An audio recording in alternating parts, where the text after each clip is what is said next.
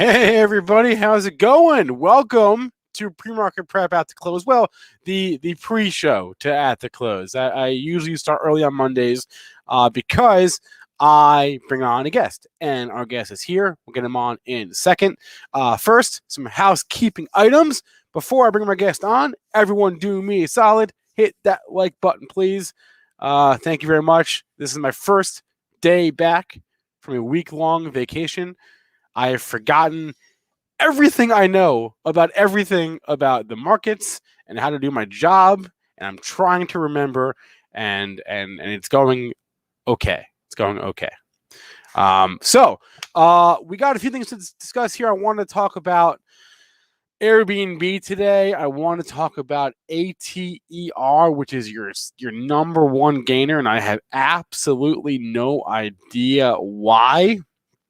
We'll get to the markets, the overall markets with Joel at 3:30. But as I do every Monday, let me bring on Edwin Dorsey, author of The Bear Cave.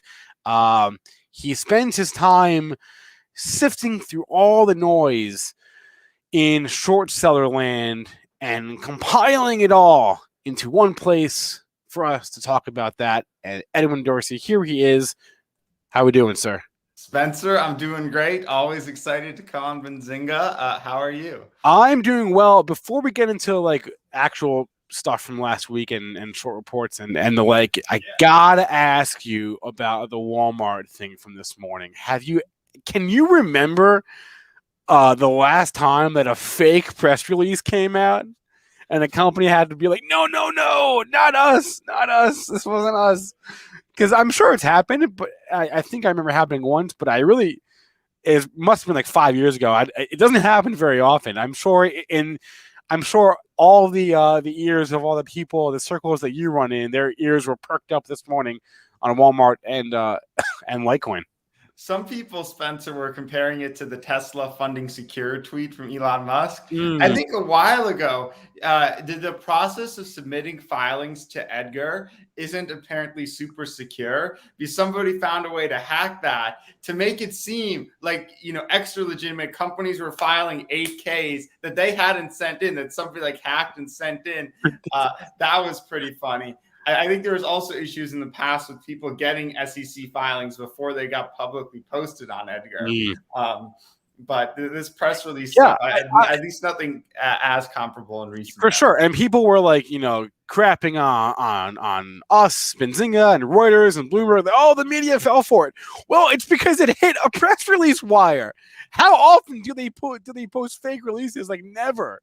This never happened. So anyway, that's a good point. I think the way people caught it early is the email address was not at walmart.com. It was at walmart-corp.com.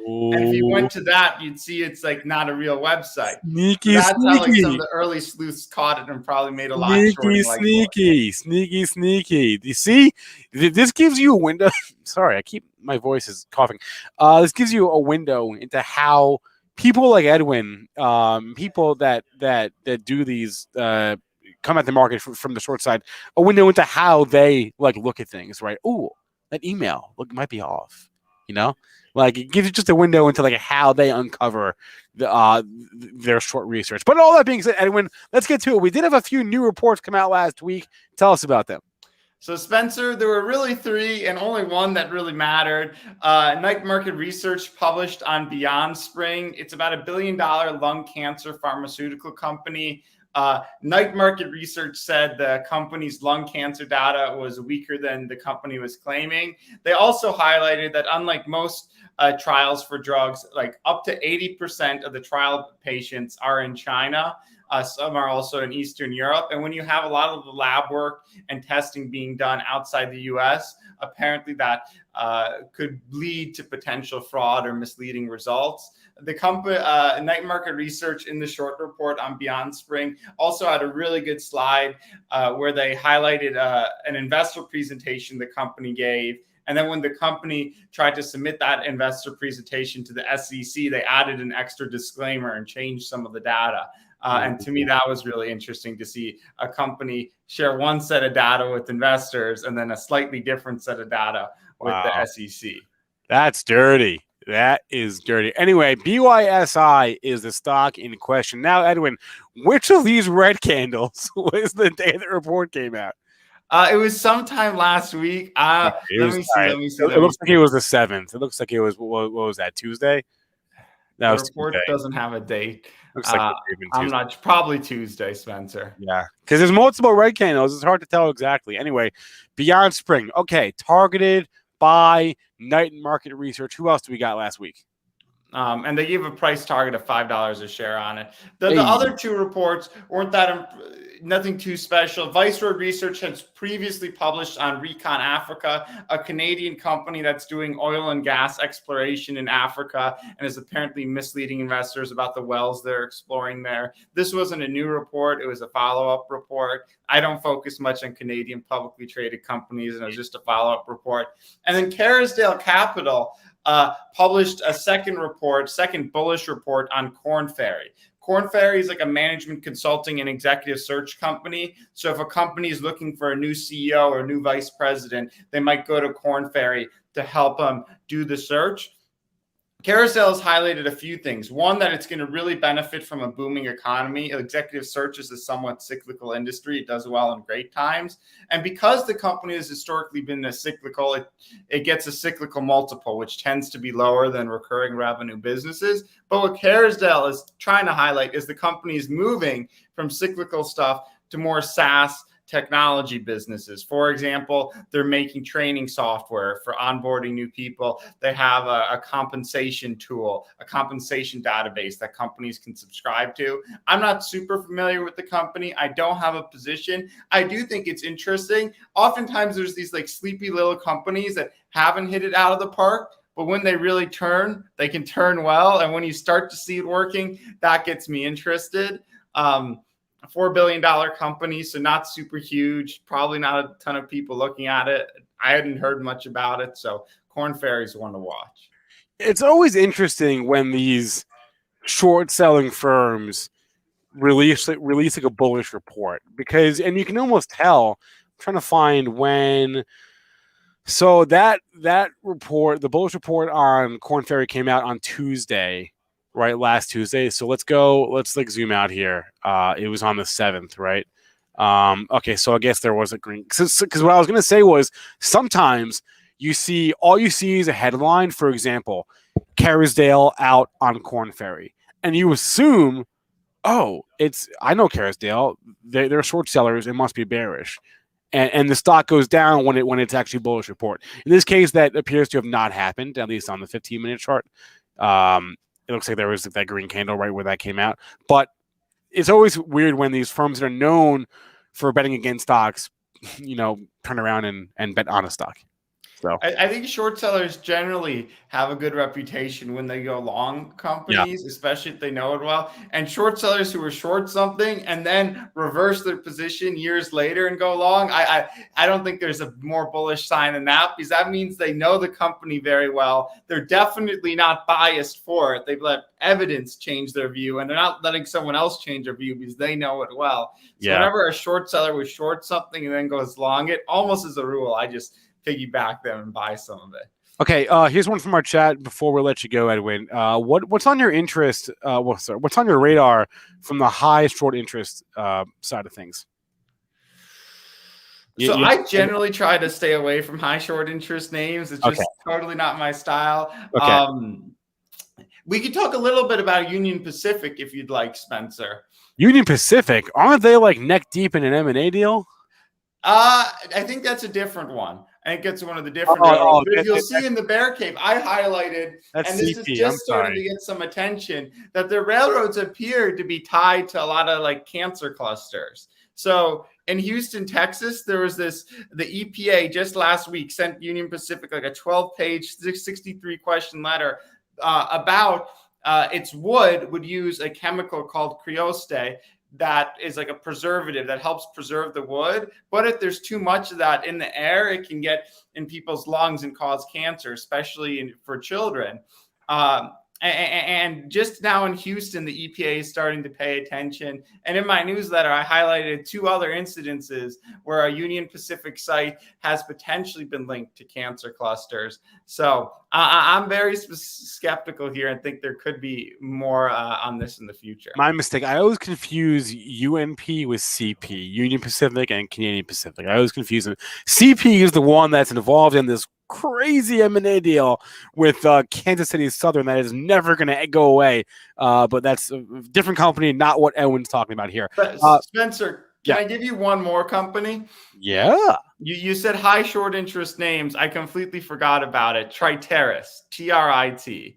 This was a SPAC deal. It went public at 10. Now it's at 5. I think it's going to end up at 0 in 12 months. Personal opinion, not investment advice. The Bear Cave has some reports on them. Basically, this is a Singapore trade finance receivable company. Whoa, you said all my favorite words. Singapore trade it's finance. Not that they have serious customers. Their biggest customer was a related party run by the CEO that went bankrupt. If you look at the CEO's history of past companies, a lot of employees on Glassdoor have said it's a fraud or there's tax evasion. The CEO personally had like a multi-million-dollar IRS lien within the last few years. An executive vice president at this company has been tied to a lot of penny stocks that went to 0.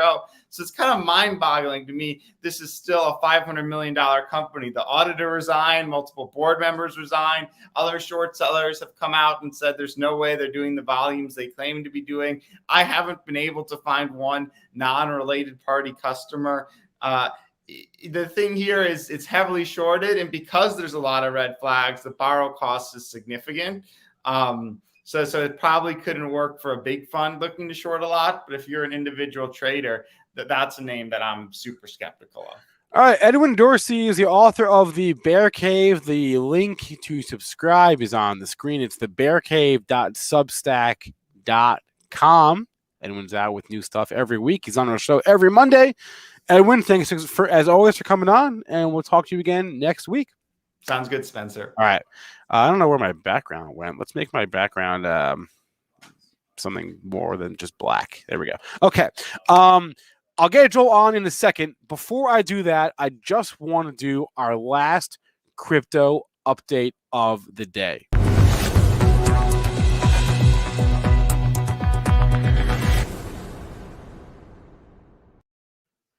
Yeah, it's kind of the same as it was this morning. We still got mostly red.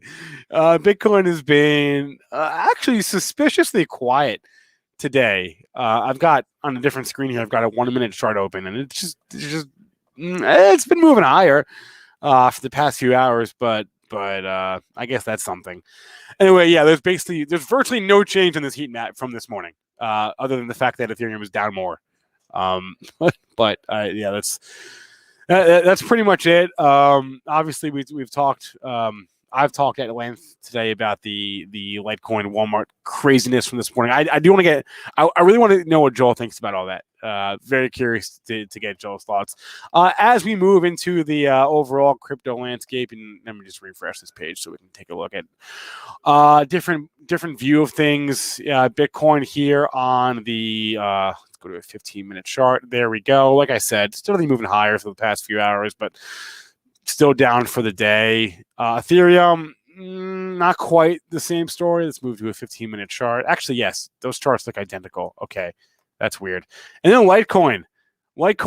See, this is like the argument to be made for like BS market manipulation. Like, because for example, Litecoin this morning was at 175, and then this BS press release hits the wires, goes to 240, comes out, not real.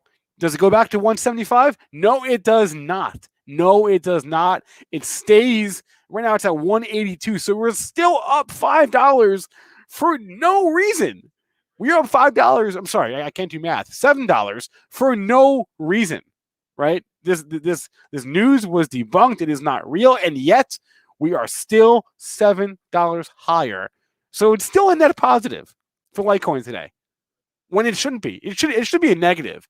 Litecoin should be down today. Instead, it's still higher. This is it's stupid. It's dumb, is what it is. But that's the way things go. A lot of times, we say it all the time on pre-market prep. The market thinks where there's smoke, there's fire.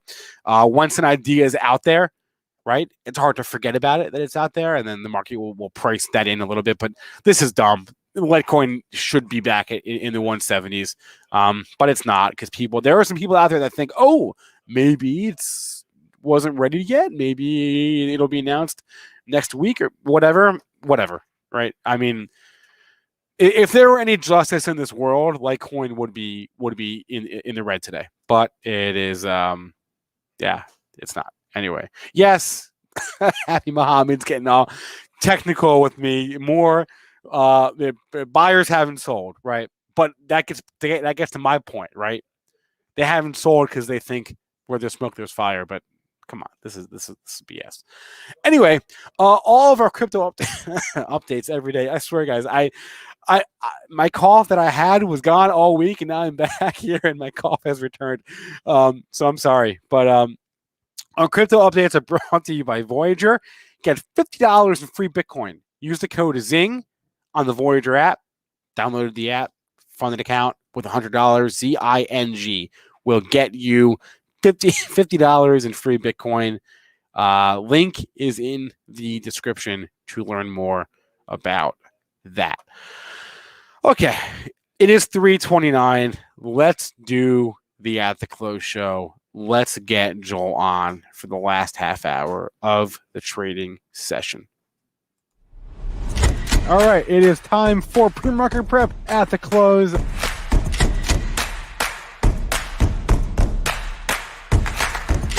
3 consecutive highs, opened, matched yesterday's low, and then once it took out there, that's all the breakout momentum traders needed.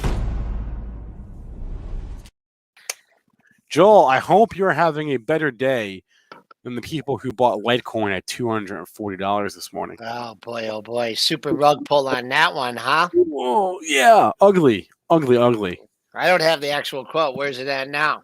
182. Yeah, come on. They get a deal with No, Joel, it wasn't even real.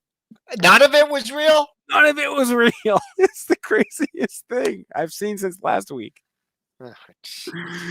I know. Anyway, let's get those charts up, and you can tell us what exactly happened at the open today. Wicked day, man. Wicked day is the pre-market prep crowd was just, they were listening. They had their notebook out and they knew what the heck to do off the open, and they just had their selling shoes on. You ain't fading, you ain't trading. Yeah, there we go. Let's go to the screen share here. And let's take out the pre-market high. Oh, by a point, and then boom, we lost momentum. We came down, took out the low from last week at 46.50. Looks like we were really in trouble. Caught a bid at 34.50. I don't know why. I didn't have a level there. Bouncing up, going to close green on the session. So the bad news is we didn't hold the gains. The good news is we're right back where we were at Friday's close. Crude having a good day, up 78 cents at 70.50. Gold catches a little bid, up to 70 at 1794.80. Silver down 14 cents at 23.76. Bitcoin $1,400 off its low. It's down 885 now at 44,790. And Ethereum, that's down $56 at 33,256. So the currencies, it's just, the ripple effect, what happened with Litecoin and Walmart. I think that just another thing that kind of puts a chink in the armor of the cryptocurrencies being viable currencies. But someone pulled off one heck of a hoax, huh? Oh my God, Joel, they got a press release out, a fake press release. It's not every day that like a PR wire gets duped, but that's what happened today. Who got duped on that? Globe Newswire. And so as a result of that, a bunch of media outlets, Benzinga included, we got duped, because when is the last time you've seen a fake press release? Like, Never, right? Like it never happened. So Bloomberg, CNBC, we did, Reuters, I saw. Anyway, it just goes to show there are some bad people out there. Joel, there are a few things that we neglected to mention. We ran out of time to talk about on the show this morning. One of them, believe it or not, I know this is a thing we scoff at now, was ratings, because there was a very large note today from Goldman Sachs. They initiated a coverage on like 17 stocks, and one of those stocks got. I'm sorry. Wait a minute. It was more than that, and it was one of those initiations got a sell rating, and the initiation that got a sell was two of them. I can't count. Airbnb and Twitter. Those were the two stocks that Goldman, of like all the stuff, they initiated coverage of Facebook at a buy, Snapchat at a buy, Pinterest was neutral, Amazon was buy, Google was buy, neutral on Netflix, neutral on Spotify, Peloton, Chewy, Booking, Expedia got a buy, DoorDash neutral, Lyft buy. Anyway, neutral or buy on everybody except for Twitter a sell, Airbnb a sell. And if you ever doubt the influence that a firm like Goldman Sachs can have, just look at Airbnb today, right? Yeah, it is. But I mean, I'm going to take the other side of that coin. On Twitter. And man, look where I don't know, Goldman. I don't know about this one. The street's kind of fading you on this one. You're at the high of the move, right? Trying to get to 50%. And you knocked it off its keister, but look where it came into, man. 155. I mean, did it hit 155 on the nose? 154.78. You had a low at 54.29. You had a low at 53.5. So the fact that it bounced $5 off the low, I think some people are fading Goldman here in Twitter.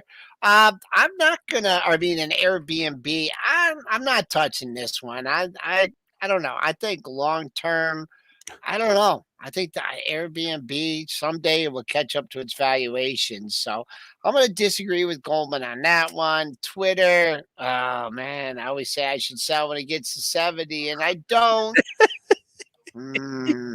Better hold 58. I don't know. They are getting Twitter. I mean, I think people are just getting sick of Twitter. There's so much out there. I mean, there's some people that are like really dedicated to it, right? And their brand, and they're tweeting all the time. They're trying different things. I don't know. Bad 3-day stretch, bad 4-day stretch. So I'm a little bit, even though I am long this one, I am leaning a little bit towards bearish at Goldman on this one. Maybe you get a bounce. I'd say the key level for this one is not today's low, but as long as we stay above 58, 58.72. You also had a low at today's low at 58. 58.45 is today's low, but I'd keep an eye on this 57.82 area. If it can hold there, maybe catch a little bit of a bounce. But man, remember when this thing went over 80? Oh, what were they talking about then? The company was I'm trying to remember which crazy Twitter headline that was. It was February, right? And it was that. I don't think that was Twitter specific. That was just they were talking about how they were going to do different things in monetizing.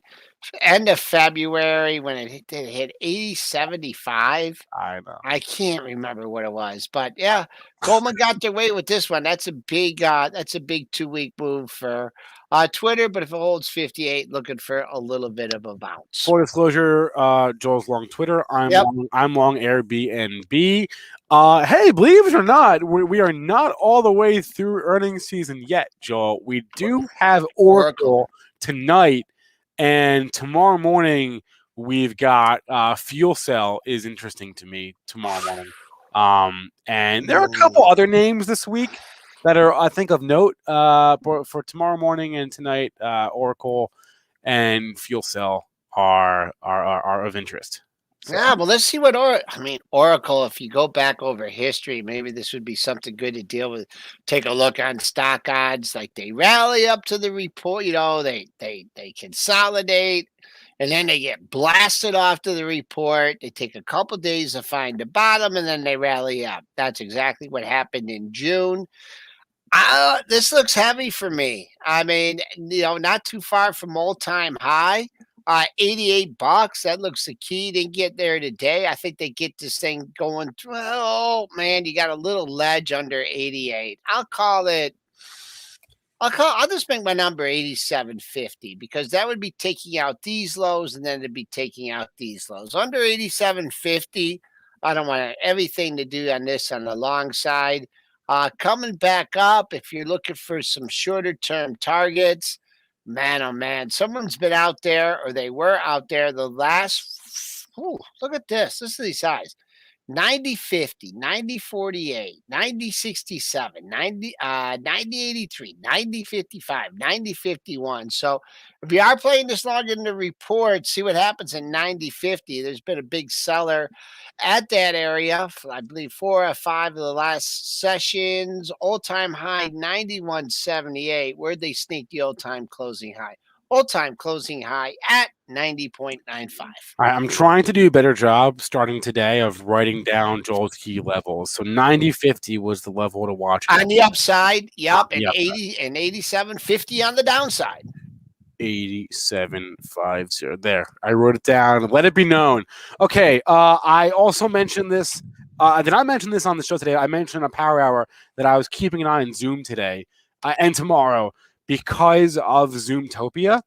And this is their annual, Zoom event where they unveil all their new stuff. And the reason I think it's relevant is because last year, if you go to a chart, you can see their all-time high. It was like October 15th or something like that. Their all-time high last year came like the week of their Zoomtopia event. It was like 3 days later, right? And you can actually see they had 2 big green candles. And that first of those big green candles was the day after their Zoomtopia event last October. And the all-time high was like 3 days later, right? So just watch. And I know I've seen some headlines today about Zoom and they've announced new products and whatever. Not really the point. The point is watching the stock, how it reacts to the news. That's the point. It's you know what? It's down, but it's not out here. It had the earnings report. I know Kathy stepped up in this area, though she stepped up in several other areas. Boom. I guess if you're just trying to hang in here on the trade, you don't want to see it below 288.30. That was the actual low on earnings day. And there just have been steady buyers between 288, 290. Actually, you haven't even been under 290 since that day. A little bit weak today. I think on the upside here, once you get above this high, that's 306.26. First of all, I'd wait to see if it clears 300. And then above that, once you get above 306.50, 306.26, then you get into the gap area. I mean, they're going to have to come up with something, right?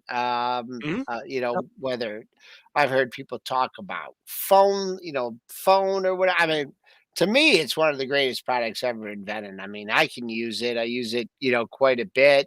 The connectivity, stay at home versus reopening. I mean, how you want to look at it. Things have been pretty quiet on the COVID front as of late. Yeah. Hey, did you see Wells Fargo today, Joel? I don't think there was news, but for whatever reason, Wells Fargo is doubling the performance of the rest of the banks today, right? Because they got beat up.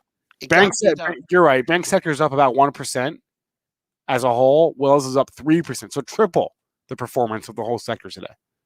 Yeah, there was a big to-do last week about, their fine. And then the fine came out. And if you saw the way it reacted to the fine, it actually spiked, it went lower, then went higher off it. So I think the street was anticipating a little bit bigger of a fine in Wells Fargo. Very unusual move from 50 down to 43.5. Now on your way back up. You got some room here to 46. And the reason I say that is the high on the September 1, the high for the month, 45.97. You're only 20 cents away, 30 cents away from there as we speak.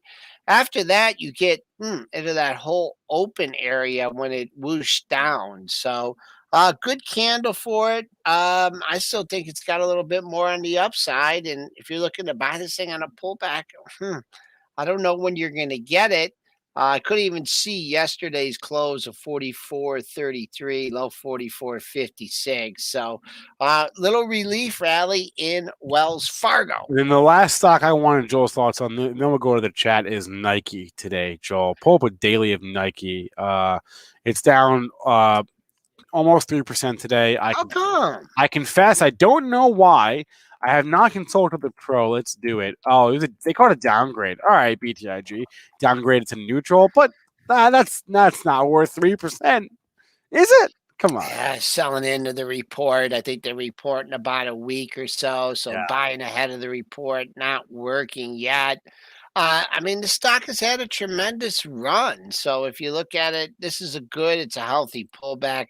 Have no idea how they're going to do on the earnings front, but just pressing. People are pressing ahead of the report. Huge gap and go off earnings. So you don't want to see it get below that gap. Ben, there's a $20 gap.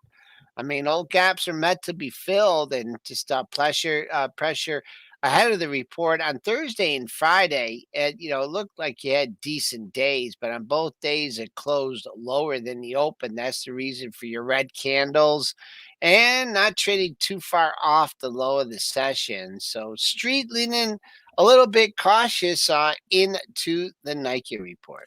All right, Travis asked about Twilio. Travis, we talked about Twilio this morning on PreMarket Prep at like 5 minutes before we ended the show. So check out, or 5 minutes before Joel and Dennis left. So at like 2/3 of the way through the show, we talked Twilio on the show this morning. Let's see what we said about the Twilio. Uh-oh. Yeah. I was leaning. I didn't like that candle on Friday. Big level to hold here. This thing just looks tired and broken and beaten down. You had a low 331.74. Hook 330.54. One of two things: undercut and rally, and this thing's blasting off, or you made a new low for the recent slide and you got some work to do on the downside. I don't even want to start doing your projections here because off this high, that's not even the all-time high. So Twilio, it's turned for these growth stocks. Not sure what the next catalyst is coming, but don't like the fact it made a new low for the move.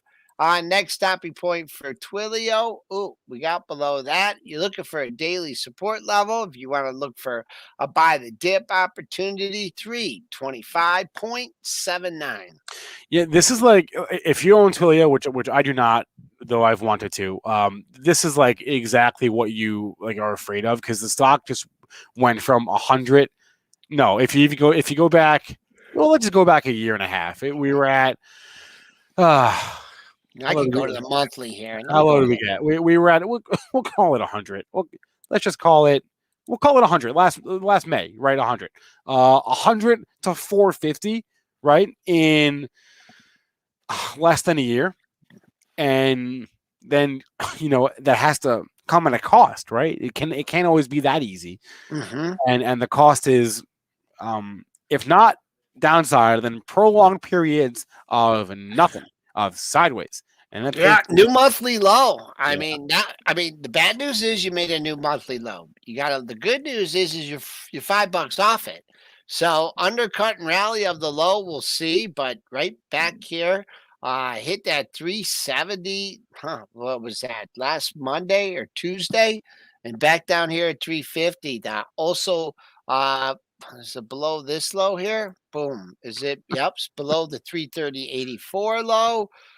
Next stopping point on the daily charge, 325.79. All right, let's do some tickers from the chat. Drop them in and we'll take a look. Let's look for ones that we haven't talked about donut for a hot minute here. Krispy Kreme, D-Nut, DNUT. What are they doing? It could be worse. That's my take. My take is it could be worse. Let's see what this move was here. I mean, donuts are not healthy for people. Why? Let's see here. Boom. Let's see. What? No, that's not a good retracement. Let me get a good retracement level in here. Well, it was over 50%. Let me see. Come on, retracement tool. I wish I could just look at it and get it to do what I want. Let's go here. This is the low. Boom. Oh, man. Come on. Last try here. Maybe it's this bar here, the lower bar. Boom. Mm, No, why is it doing that? I guess it wants you to go from the top first.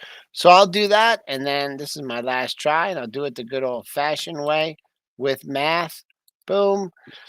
You got through halfway back. You got a double bottom to lean on here. Just too close to the low of that $15 area. What was your low here? 1480. So holds above that. Your 50% was right in the 1530 area. So theoretically, if this is a good move and it's changed its trend, I think this is the area you should hold and turn up, get back over 16. Nothing there, but on the longs, you just want to make sure you don't take out that 1480 and just little selling. I don't know. There's nothing excites me about Krispy Kreme.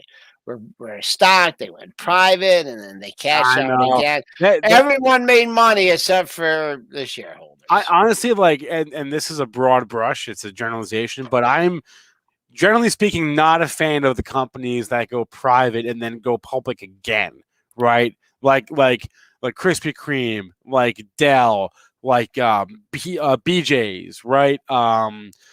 There are more. I just can't remember them. Kraft Heinz, right? I mean, these companies that they go taken private, then now they're public, and why? It's a liquidity event, is what it is. So, anyway, I'm not a fan. They just want to cash out. The right, private exactly. equity just wants to cash out. You know, Yeah. they bought it on the cheap. So I don't know why the street Not a fan. continues to reward them and let them do that, but they do. Not a So fan. Okay. waiting for the suits. Okay. Scarjo wants to know when they should average up in Pfizer. Average Oh up. man, that's a tough one.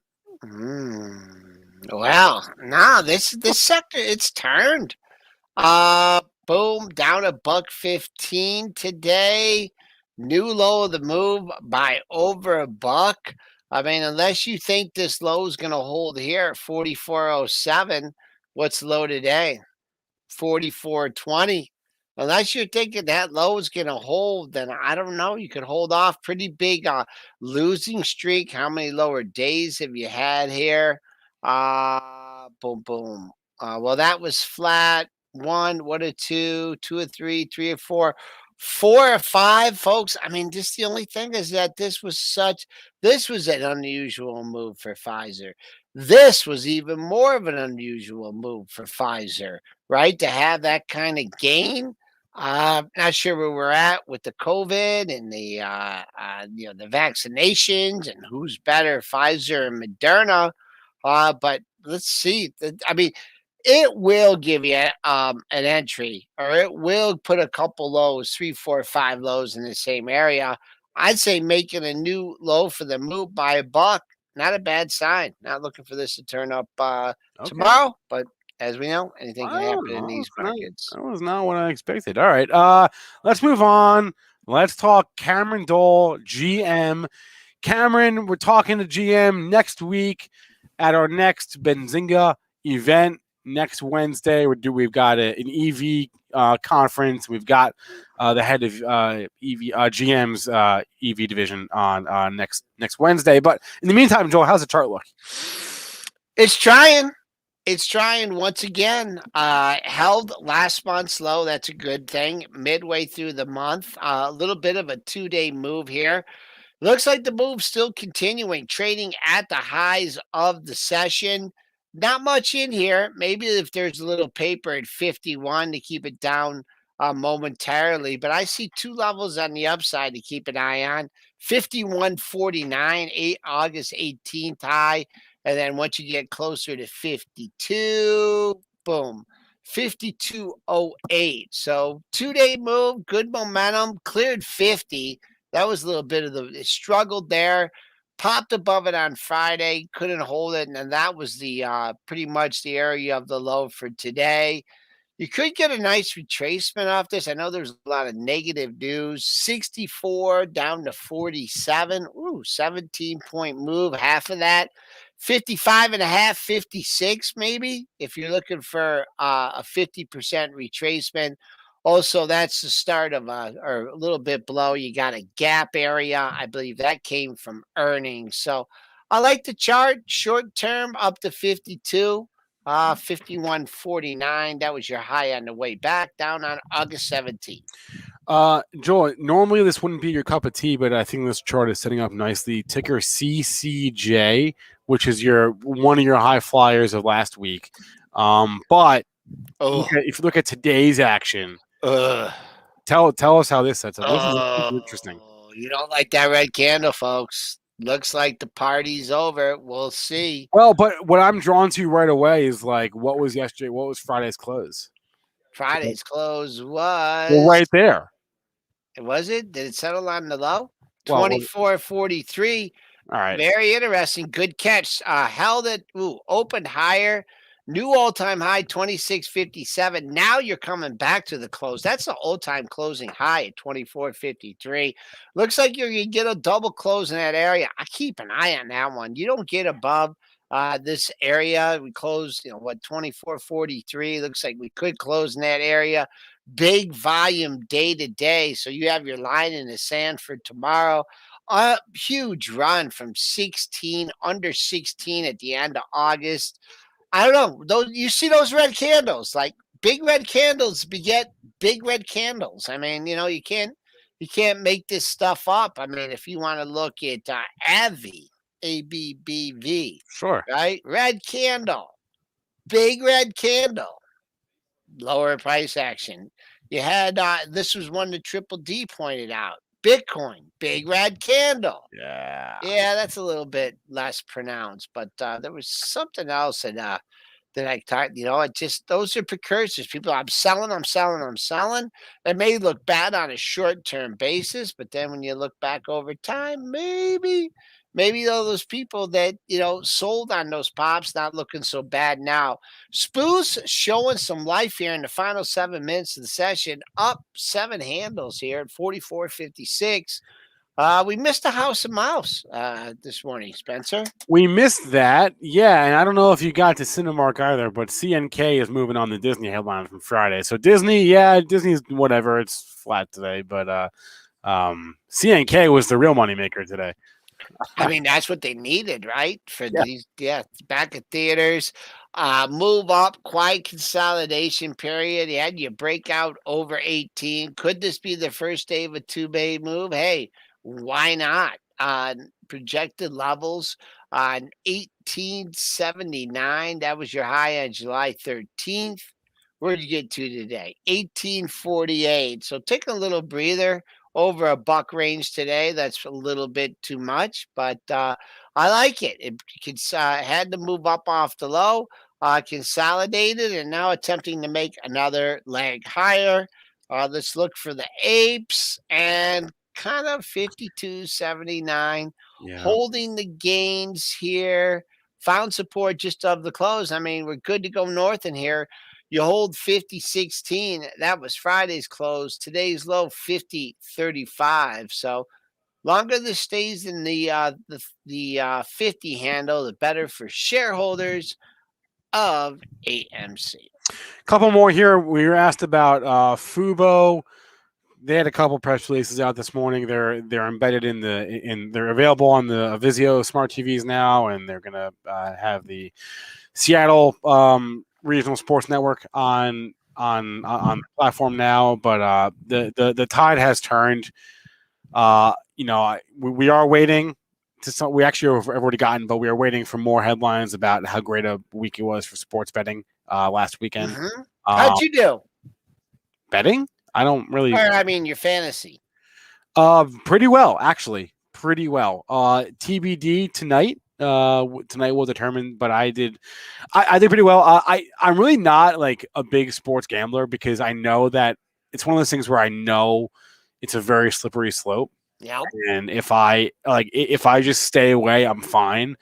I'm worried though that I would get too into it, so I just sort of you know what I like to do is just the suicide pulls, and I was pretty good. I did pretty good. I got dinged on one. And it wasn't my fault. Yeah, it wasn't my fault though, because I do it with my one buddy, and he's a huge Lions fan, and he won't go against the Lions, right? And so we went back and forth. We went back and forth, and we went with got Buffalo. We got buffaloed. And I was worried. I was worried about Big Ben slimming down. I liked San Fran. I wanted to fade the Lions because we didn't fade the Lions, but I loaded up on some the Tampa Bay Gronkaneers. That was a little bit of a sweated that one out on Thursday. But very nice. 358. We're gonna end up green on the session, folks. We undercut the week slow, but hey, it looks like we're gonna finish green here. You want to talk Fubo for a second, and then I have one that's related to Fubo. What was the level I gave you? If you're writing down levels, what was the level I gave you in Apple today? I didn't do it this morning, Joel. 148.70, you Apple traders, and I had an interesting discussion with one of my sources here about that whole App Store fiasco and some potential trades coming out of that. Fubo, how's Fubo doing here now? Is it a sell the news? It's a sell the news in Fubo. Couldn't take out the high from Friday. Opened up near that area. 30.50 was your high on Friday. You failed there at 30.36, and then selling on weakness, making new lows into the close. What do we got here? This is not good for Fubo. Next daily low comes in at 26.54. And then I wanted to mention a stock we have not mentioned for a very long time on this show, and that is IQ. And I bring them up only because I saw over the weekend that, or maybe it was today. I don't even remember when I saw it at this point. But IQ, however you pronounce the name of this company, is going to be available on Roku in the U.S. They're expanding to the U.S. via Roku. This is like a Chinese streaming service, right? Yeah, I mean, just these Chinese companies. I mean, I know. It's hard. But if there's going to be a catalyst, that's going to be it. So just something to think about. You got the bad news is you're down today 33 cents. The good news is you're holding that low from last month at 8.16. That's the new all-time low. So lead on that. There's our bell. Yes. Positive day, up and down and all around. Looks like we're going to close up like around 10 handles here in the spoos. They tried to bust it, but they couldn't. Took out the low for the week. Let's see if it's an undercut and rally headed into this Quad Witch Friday, Synthetic Tuesday for me, with the day off on Thursday. What a day for oil and energy. Was your leading sector, the XLE, up 2.9%. Wow. Anyway, all right, that's a wrap for me and Joel. Please remember, all the information from our show is meant to be used as informational purposes only, not for investing or trading advice. That's a wrap. Money Mitch is live right now. Everyone have a good rest of your day. We will see you tomorrow, if I know how to end the stream.